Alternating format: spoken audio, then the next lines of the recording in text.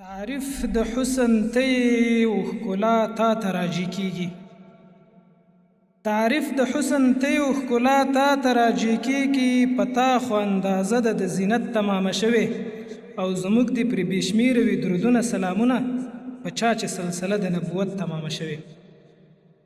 د موضوع د اوبو د بندونو جوړولو ارزښت و.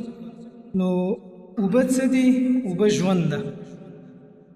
نثار د امن غیږه کې سر ایښی دی لګیا دی، دمه یې جوړه شوې ده په زړه کې په خندا دی. ستا خوښه زما خوښه ده خو خپله درته وایم، که دا رنګه پوی نه شوې نو بیا بله درته وایم. وطن له اوبو ډک دی او پالنه یې په کار ده، کنټرول او تصرف په کور دننه یې په کار ده. هر څه مې د وطن نورې نړۍ نه قیمتي دي، خوږې رڼې اوبه زمرد دي او غمي دي. هر څه مې د وطن نورې نړۍ نه قیمتي دي، خوږې رڼې اوبه زمرد دي او غمي دي.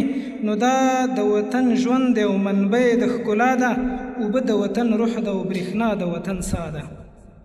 وطن کې دي چې روح وي خو چې ساه ورپکې نه وي، نو خاورې به ژوند وکړي چې برېښنا ورپکې نه وي.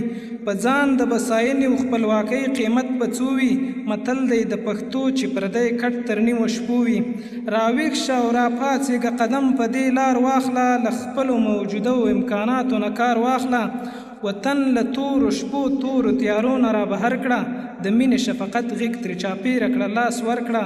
وطنه په بدن کې دې دا عضو د بل چا ده، د دې حیاتي عضو نوم رڼا ده او برېښنا ده.